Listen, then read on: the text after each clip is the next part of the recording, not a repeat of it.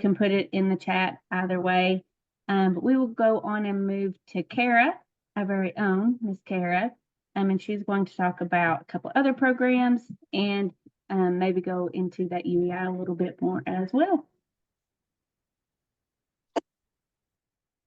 Okay.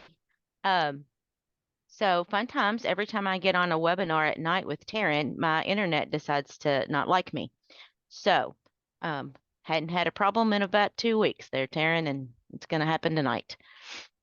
I am going to share a little bit, just a couple other programs that are actually through Kentucky Ag Development Fund. Just kind of spreading it just a little further. Some programs that they have, and then as well as some stuff from K-State. I know we got about 30 minutes left, so I could talk all night about this, but I'm going to keep it a little shorter. So if I can share my screen, I will. If it'll let me do it. Here I go, maybe.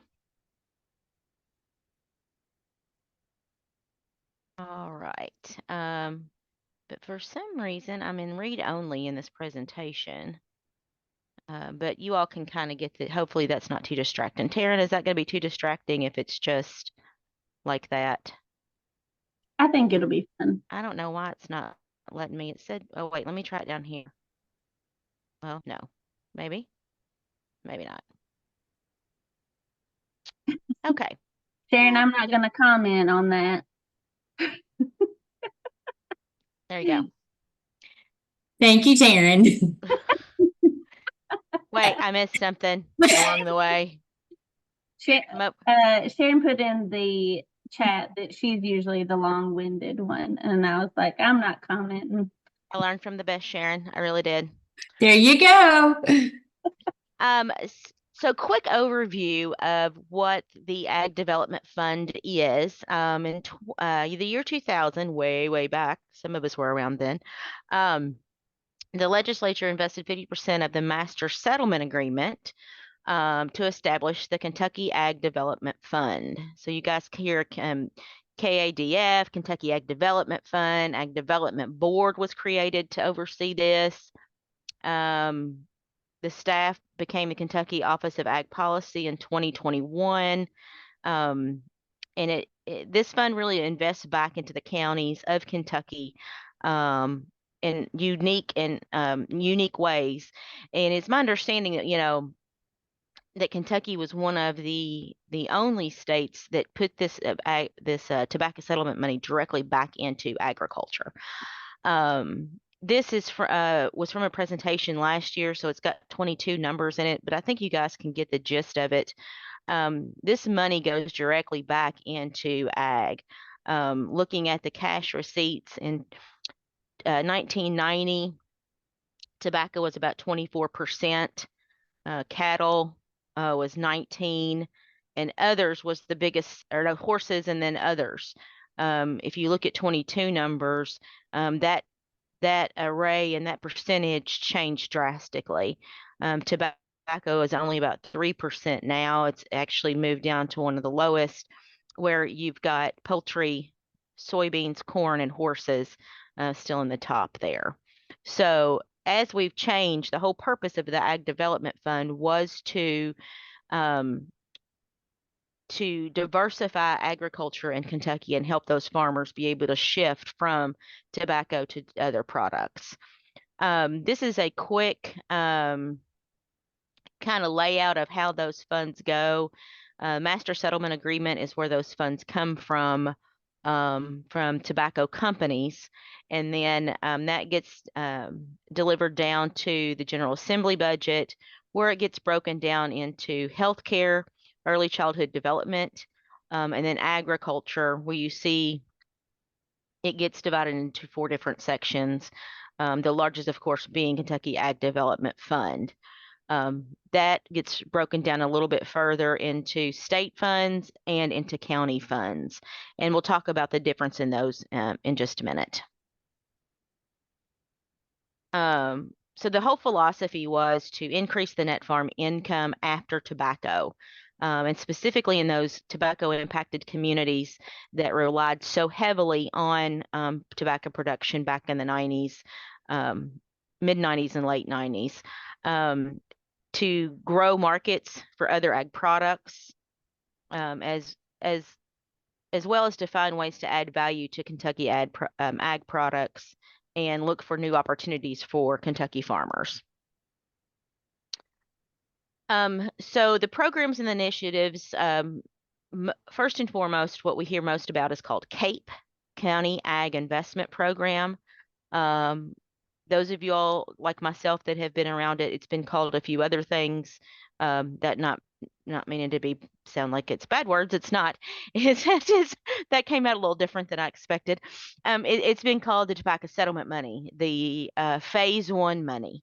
When you hear folks talk about those, which still happens in the community I live in, it's really this is what they're talking about, the County Ag Investment Program, or the CAPE.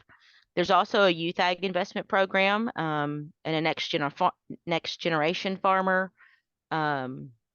The DAR, the Deceased Farm Animal Removal Program, has also been very huge across the state. I know our county and surrounding counties have utilized that. Shared use equipment. So if you guys have been at the extension office or have worked with farmers where they've been able to go in and the county itself purchase a piece of equipment for all farmers to share, those bigger pieces of equipment, that's probably where the funds came from for that. Food safety and efficiency initiatives, large and food animal vet programs, veterinary programs, on-farm energy efficiency. And then there's also the larger programs that are going to be the state Ag Development Fund programs, as well as those grants and loans for those state or large area impact programs. Some of the state projects or programs, on-farm energy and efficiency.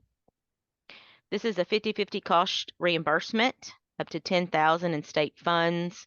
It's really looking at increasing energy and efficiency of existing equipment or facilities. So this is something that a lot of folks will look into if they're looking to upgrade maybe their lighting, their heating, things of that nature, looking to just to better utilize what they have and upgrade their farm, their facilities on their farm. The Large and Food Animal Veterinary Incentive Program, it's a 75-25 cost reimbursement. You can get up to $100,000 when you combine it with state and county funds. This is to really work on helping increase services for large and food animal vets and animal veterinarians in the state. We've seen this in a couple different locations in the state be utilized quite well, because we really do need those large and food animal veterinarians that go to veterinary school and come back to stay in these rural communities. The Food Safety and Efficiency Incentive Program, that's also a 25 or 75-25 cost reimbursement, eligible for up to $3,750. I'm sorry, $3,750 in state funds. Increases the efficiency of food safety protocol throughout or through sound consultation and services. So these are a few of the state programs. The county programs, here again is what I was talking about, the Deceased Farm Animal Removal Program, Shared Use Equipment Program. Those are probably the most popular and most well-known county fund programs, and each county has their own board that oversees their Kentucky Ag Development Funds. So these can be run through either the Soil Conservation Office, the county ag office, as far as the through extension, the county ag. I totally lost my words right there. The county committee, the ag development committee. So these are the projects that typically run through the county programs that impact those counties. I know here locally we've utilized the deceased farm animal and the shared use equipment program. I'm not so sure about the youth investment program, but I know these have all been very popular programs and utilized quite a bit across the state. Now, this is what I get the most requests and most asked questions about. These cost share programs, they assist on the practices to improve and diversify the farms of current farming operations. These 11 different categories are available. However, I always stress each county decides what they're going to use their funds for each year. So contact your local extension office, talk to those guys, see what's going to be their priority for this year. It changes every year depending on how much they get and what they see as the needs of their county. So not every one of these programs are available every year on a county level.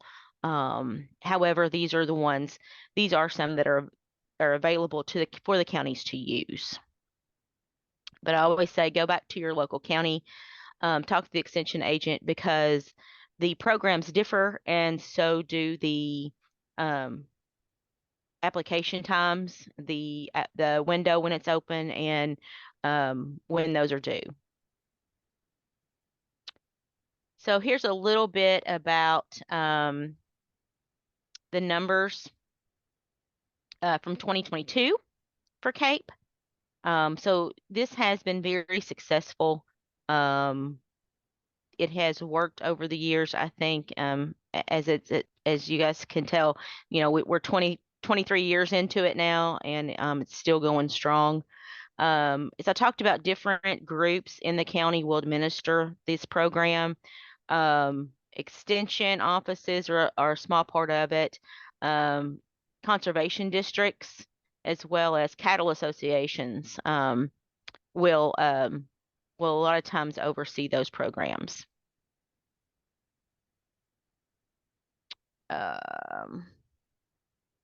So a lot of times the Ag Development Fund projects themselves will be a combination of county funds and regional and state funds, so that things that maybe don't quite fit into specific guidelines for those different categories can be utilized. A lot of times you'll see this in projects that affect more than just their county themselves. Here's some past projects that have been very successful. Farmers market pavilions. Those have been very successful across the state. And I do apologize. We always laugh when I see this when I see this slide. Tilt your head to the right and you can see the Farmers Pavilion from Owensboro. We never tend to kind of flip that, but I think it's a great, talking point. Meat processing facilities, Farmstead Butcher Block is one that was awarded $250,000 as a forgivable loan, and also $20,000 in county funds as a cost reimbursement for the construction of Farmstead Butcher Block. Another great resource, another great use of that Kentucky Ag Development Fund project.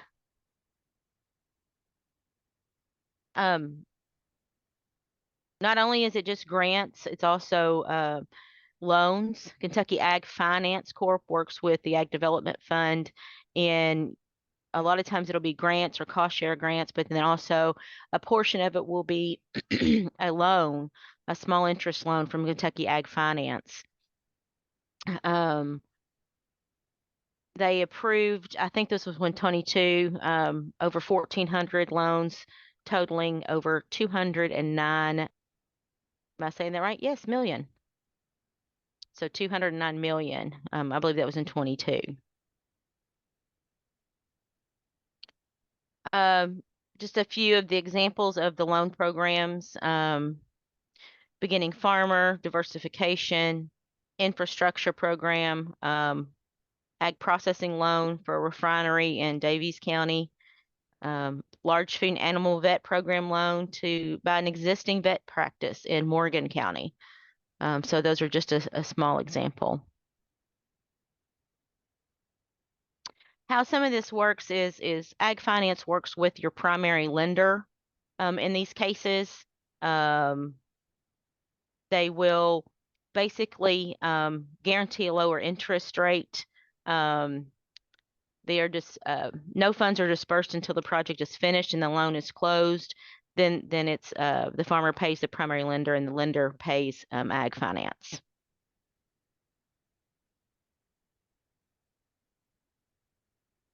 So it's a great way. It benefits the borrower in that it has a low fixed rate. There's no prepayment penalties. So if a processor borrower is able to pay back early, there's no prepayment penalties. It helps keep that relationship with your primary or your local lender. Ag Finance, wants to strengthen that that relationship and keep that going. And then they can begin the project after the application is received, so they don't have to wait to get the money just after the application is received. It's very simple, flexible repayment, and a lot of different programs to access. So that's a little bit about Ag Finance. There's some contact information for you guys on Ag Policy if you would like more information there. I just want to make sure I hit on that because that's one of the ones that I get a lot of questions on. And I'm going to stop sharing just for a minute so I can see if there's any questions. Right. Yep, usually you there, Sharon. That's okay. All right. Quickly, because I know, I want to leave a little time for some questions, but we talked a little bit about UEI, and if I can find the right. Well, first I'm gonna share a little bit about K-State has a small scale farm grant that they recently just launched. Again, I shouldn't say just launched, but relaunched. Let me share you just a little bit about their programs because it is an area that that is highly utilized. Their small scale farm grant, it really kind of focuses on those small farmers that maybe aren't quite ready for some of the larger grants that we've talked about, 300,000, 3 million, those 100,000 numbers. Somebody that's just getting started. There are several programs, and they've just, like I said, revamped this over the last couple months. And this, we can add this into the chat as well, the link here. I'll go ahead and do that while because we are informal, as Karen said. I may not be able to do it while I'm sharing my screen, but I will here in a moment. But the small scale farm grant actually is a product of that Ag Development Fund as well. But they have specific areas that the Kentucky State University focuses on when it's wanting to in its funding categories. Things about this grant, the general guidelines, they cannot be used for anything with the motor. That's, just a motor. Just say that and you kind of cover no walk behinds, no tractors, no trucks.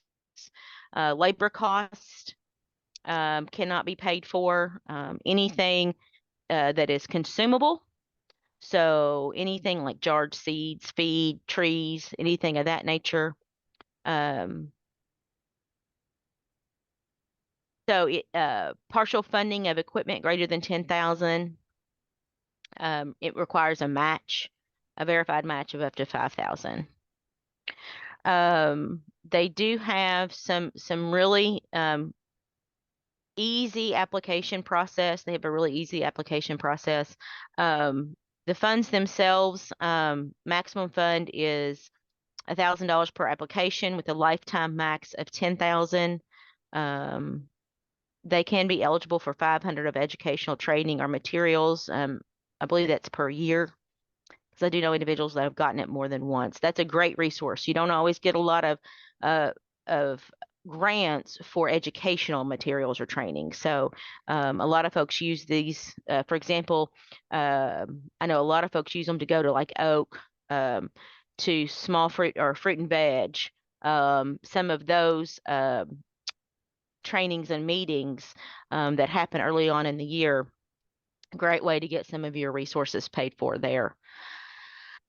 Looking at the small scale farm grant, KSU has value added, certified organic, agroforestry, food systems resiliency, and this is a new one for them, emergency ag technologies.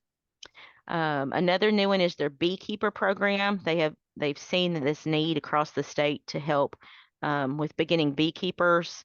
There's some specifics on that. And then that education training or materials falls under that farmer education program. Scrolling on down, and I'm just going to kind of hit the highlights here. Value added is changing a raw ag product to a new product. So think things like milk to cheese, grains to bread, those types of things. So anything with value added enterprise is going to be where you're going to be able to apply for something that's under these. Allowable items are things like cold storage, commercial kitchen equipment, appliances like blenders, mixers, utensils, canners, any of that kind of thing. Certified organic is another area that they've had a lot of success with over the past several years. You have to be able to document certified or transitioning into certified to be eligible for this category. The applicant must understand and comply with the federal laws. It's a labeling term, just organic itself. So just know that they understand that. And it's really looking at the practices for the organic program. Any synthetic fertilizers and pesticides are not allowed. But this is a fairly simple one. It's a really good application because there's not a big pool for just specifically organic. Forestry and ag forestry and specialty crops. This is where you have your things like your tree sap, mushrooms, honey, medicinal herbs. So they've tried to kind of have a group that doesn't usually get this is kind of your niche group. Fruits, nuts, berries, does not include anything with beef or dairy cattle.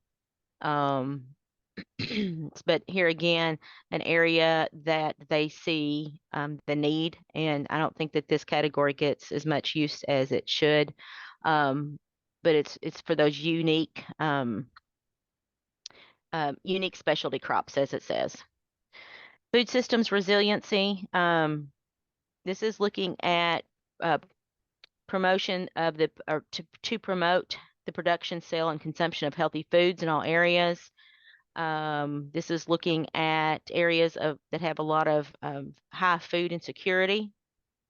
If you accept EBT, SNAP benefits, or if the products are sold at farmers markets and they process payments, they could be eligible to apply for mini grants to support improved crop or livestock production. So this is kind of, they've had food insecure areas before as one of their categories, and I think this is kind of taken that place. The new one for them is the emerging ag technologies. So these are for those new innovations that are coming out. They need to you really need to kind of reach out to them to look at it. But the two areas of focus for this category are controlled environmental ag and precision ag. So if you want to, I would read over, like I said, I'm going to drop this link in so you guys can scroll through this page as well. But I know they're really excited about this category for the upcoming 2-year cycle. KSU's grants are on 2-year cycle. Anything with bees. So if you want to do beekeeping, anything but the bees, it'll pretty much cover. There are some stipulations involved. I know that you have to be involved with a beekeeping association, a local beekeeping group of some kind. It will cover beginner beekeeping kit that has the basic hive box, tools for beekeeping, like the smoker and any hive tools. Like I said, pretty much anything except for the bees would be covered under that beekeeping program. And then farmer education details, kind of like what I talked about. Making sure that it covers some of those educational factors that sometimes becomes a hurdle, just to be able to go learn if you don't have the funds to attend a specific event,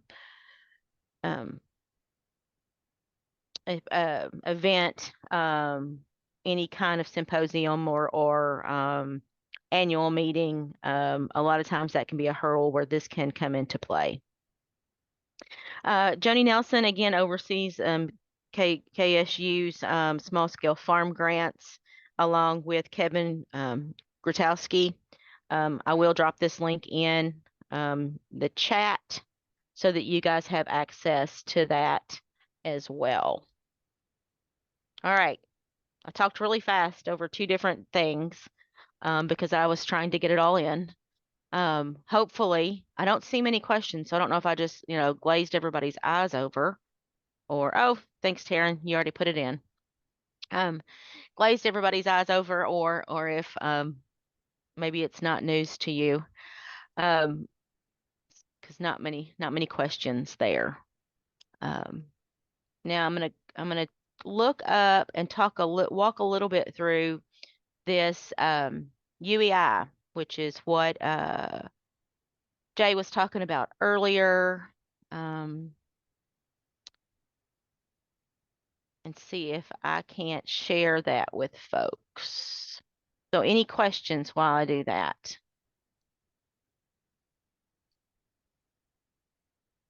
No? Oh, quiet group.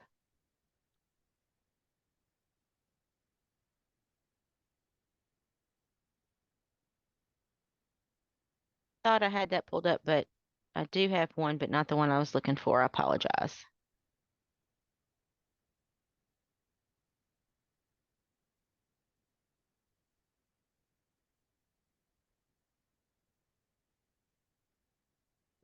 What does UEI stand for? UEI is Unique Entity Identifier. I got that. So it comes from sam.gov.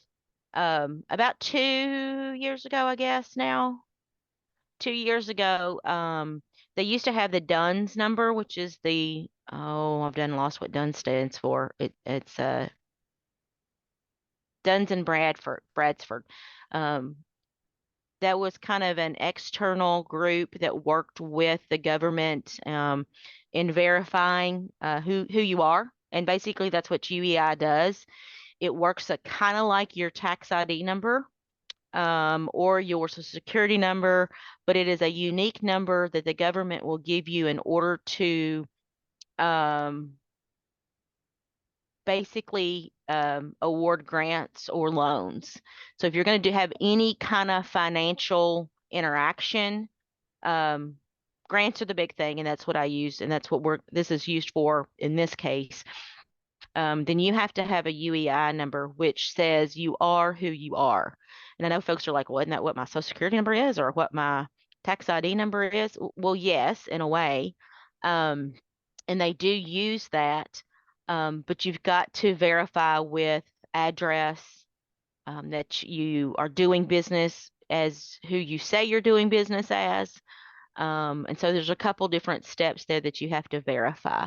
So I'm going to again share my screen, and It's not as scary as it seems. Most people are like, ah, government site.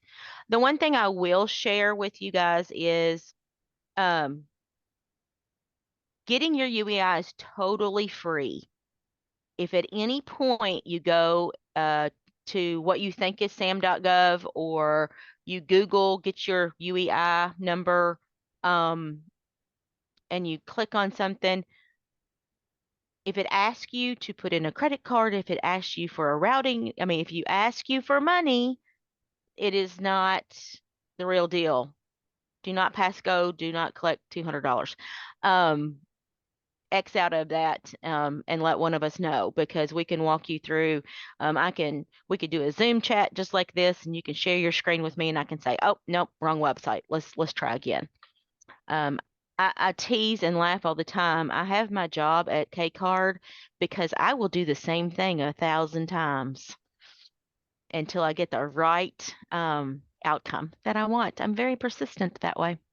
And sometimes with government websites, that's what it takes. It's just to do it a few gazillion times. Okay, so this is some screenshots we put together before we did, and we do have a YouTube video on this as well, that we put together not long ago. It was almost exactly 2 years ago. Here we go. To get your UEI number, you're going to go to sam.gov, and I can show you guys what that looks at real quick. Because I am a visual person, I have to see it. So, so if you put that in, see, you're going to get all these things. Do not hit those. You want this one. Make sure it says sam.gov. Okay, so it's going to look like this. Then you're going to go to sign in, and it's going to say, you got to accept the terms, and you can't use somebody else's email. Then it's going to take you to this website called login.gov. Anybody, if you guys utilize any kind of, if you have sales tax, or you have payroll tax, or you have any sort of federal interaction kind of on a monthly or quarterly basis, you're probably going to already have a login.gov. They just changed that recently. So this may look familiar to you. You can use that. If not, create an account. And you can only use an email once. So make sure this is something that is yours. Don't use somebody else's. And then you can begin by logging in here. Now, it's not going to let me because I've used all of my emails prior to this to create UEIs. So once you create your login and your password, which takes a couple steps because they do like to verify like 1,000 times, this is going to pop up. This is how you know you're on sam.gov. And you've reached an official website. You're going to click that little X right up here and say, okay, I got it. And then you're going to log in, and I don't know why this is so fuzzy, probably because it's larger. You're going to have a workspace at sam.gov. And you can see I've used a gazillion emails over the years. This is what it's going to look like. Now, you'll have a workspace if you don't have a UEI because you've just logged in and created this workspace. Then you're going to need to accept some terms so you can complete your profile. And you're going to be registering, and it's going to ask you this and walk through questions. You're going to register as a business or organization, and your purpose is financial assistance awards. Now, I will say, this is what hangs a lot of people up. That's why we created the video so you could see us walk actually through it. But there is a series of drop-down questions that you have to answer, and it gets confusing. So that's through the YouTube video shows those steps. But you're gonna still have to have some information ready. You can always hit this download button once you've created your login and you're working on your space. That's going to say what types of documentation they will accept when you're verifying your identity. Things like bank statements. Make sure that the bank statement goes to the address that you put in and has the name of the entity or individual that you put in. That's what they're going to be looking for. Your Kentucky Secretary of State registration with your business's start date. If you have utilities that go to that address. So they're looking for things. If you're using yourself, you can use your driver's license, front and back image of your driver's license. So those are some things that you can use to make sure and verify who you are. Here again, you're going to have to enter some information. If it's a business, if it's your name, if you do business as, you don't have to add that. Address. Then it's going to pull up after you enter all this information, and it's going to say, okay, we are searching thousands of records, and it's going to have a little, I think it's an arrow or a box with just a moving image. Thousands of records to see if we find who you are. Then it's going to come up with some legal entities that they have found that they think match you. This was just on one of the searches that I did. And you're either going to click, I recognize that entity, or I don't. Now, that's not going to kick you out if you say don't. That just means this is not really me. It's close, but it's not really me. So then they're going to ask for some more information. If you do recognize this being a business, you just click on the little button and there you go. It'll take you to the next page. Then it's going to make sure you validate. I've taken these from different entities, so it's not going to say the same thing every time, but it's going to have you validate the entity, and you're going to search some public records, or it's going to search some public records for you. And ta-da. Now, this is as far as you need to go. If you get this digit, it's called a alphanumeric number is what it's called. Once you get that, that's as far as you have to go for UEI. You don't have to go any further. Now we've got some steps to go further if you apply for some other grants that we oversee and help maintain. But just for RFSI, which is what Jay was talking about, this is all you need right here. Now that was a really quick, dirty rundown. We do have a video on that if you all need it. It is linked at the RFSI page, as Jay said. If you have more questions, you guys reach out to Tara and Hannah. They can get you in contact with me. One day last week, I think I did like 7 UEIs. So I get it. It can be frustrating and scary, but what I tell folks is it's always fixable. It may take a few extra steps, but we'll get you through it. So any questions on any of that? As I know I have ran over. I tried not to. Yeah, I got a quick question. How often is this renewed? So if you need to go, if you need an expiration date, it's annual. So that would be in the next step. So like some of those federal programs that I talked about, the value-added producer grant from USDA Rural Development, they require you to have a cage code and expiration date, but that's renewed annually. And all that takes, Mike, is to go in and say, yes, I'm still who I say I am. And then they'll give you a new expiration date a year from the date that you renewed it. Do they give you a new number? I had to renew this year, and I thought I got to start getting all those non-government sites and everything. Yeah. So I got a little No. nervous on it. Your number is exactly the same. Yeah. This is like your tax ID number. This sticks with you. Okay.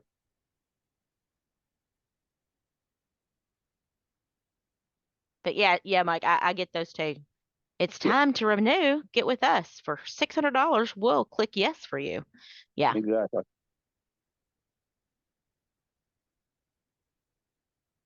Okay. Right, and we actually have one more. We have Cindy with Hort Council. She is going to talk about gap and on-farm water cost share. So if you have any other questions for Cara, be sure to reach out. But otherwise, we're going to go ahead and give it over to Miss Cindy.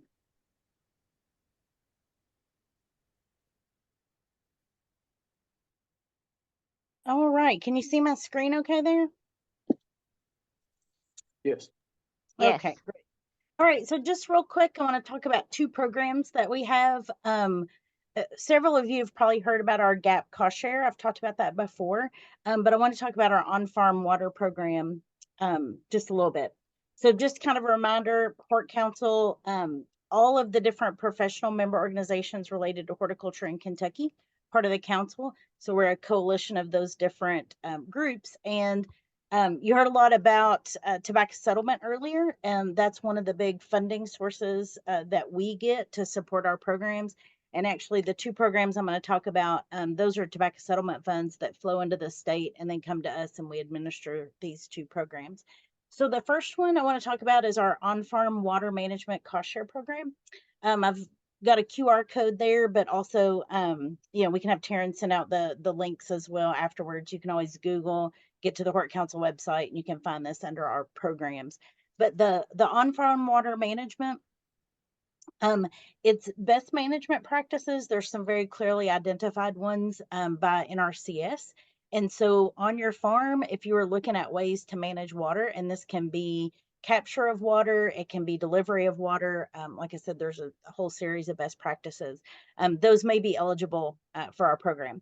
It's a 50-50 cost share up to $20,000 projects. So if you have a $20,000 project, we'll reimburse on a cost share basis $10,000. You don't have to go up to that amount. Anywhere under that, it's just 50% of the cost of the project. Again, it's on a reimbursement basis. So you do the project and then we do that reimbursement, but you have to be approved before you incur any expenses. So just, don't go out and, I'm going to buy all this stuff and then I'm going to apply to KHC for cost share. The project has to be approved before any expenses, can be incurred and then for us to do the cost share on. And it's an ongoing application process. So you can apply at any time. And then we review those applications at submission. And if it's eligible and you meet all the requirements, then you get approval, you do your project. And then when the project's over, you submit that paperwork and you get the reimbursement back. Sometimes people kind of struggle with, well, what could that include? And this is just some examples of different projects that we have done. So kind of from left to right on the screen there, we had a grower who was having a problem with algae in their water delivery system. So we were able to cost share on a chlorinator unit, which completely eliminated the algae in the system, which was clogging emitters. So that was a real simple project. And kind of part two of that is the second picture, and that's a pot and pot nursery production system, and that's where the emitters were getting clogged as that was being delivered to each of those. And I guess I should point out, this is fairly crop independent, so it can be for ornamentals or it can be for food protection. So just kind of keep that in mind. And then the third image there, that's one of our growers who was using a new pre-spaced lay flat product. So that's an innovation that he was able to do on the farm and make the longevity of those products is extended because of being able to take that up in the fall, store it over winter, and then reuse it the next spring. Those two images there together on the very right. The top image, this is a passive filter system. So for growers who are using ponds and streams where there's a lot of debris, this is a PVC pipe with slits in it that can filter out a lot of that product before it goes into your pump. So it increases the longevity of the pump because there's less particulate matter going through that pump system. So that was a really interesting technology that a grower wanted to try, and actually turned out to be a really low cost, efficient way to filter water as it's coming into the irrigation system. And then that last one on the bottom right, that's Udell Gardens. And we've been participating in their project where they are using a large irrigation reservoir to irrigate nursery stock that then they sell as part of the activities of the gardens. And then that big reservoir is also now a highlight to that garden. And that's a little bit different project because it's a nonprofit educational program as opposed to these smaller grower projects. But just some ideas. Some other things, gutter systems on high tunnels. If you have kind of an early version that didn't have gutters, the gutters, the cistern, the pumps, all of those things would be eligible products to irrigate within the high tunnel. Also, we partner with the Kentucky Environment Cabinet, the Division of Water, and they'll help come out, do a site assessment, and help you think about different management strategies for your individual situation. So they can help calculate like, for example, if you are putting a capture system in for barns and sheds, to capture the water coming off there, they can help calculate what the anticipated capture volumes are off of that, like, square footage of roofing. And so that's a group that we partner with to help provide you some technical assistance as you're thinking about some type of on-farm water management. And then the cost share program, I just want to talk about that real quickly, because some of you may be early in your farming career and maybe not ready for this yet. But this is something, if your buyer requires it, to think about, and it's the third-party audit. Sometimes these are called gap audits. It can be through a private firm. It can be through USDA. It could be through Primus, GFSI. There are lots of different audit schemes that are eligible under this. Again, very detailed information on our website about these programs. And just kind of quickly here, again, it's around third-party audits that a buyer would require. And this is really just about produce. So if you are a tobacco farmer and you've done tobacco gaps, totally different program. If you've done what was called GAP before, which was kind of a food safety training to be able to do sampling at farmers markets, different program. That's now called something different. That's PBPT, and that's one of Sharon's programs through KDA to do sampling certificates. Totally different program, but sort of related because it is food safety. But sometimes people will ask and just want to clarify that this is around third-party audits. 75% cost share on the audit, up to $1,250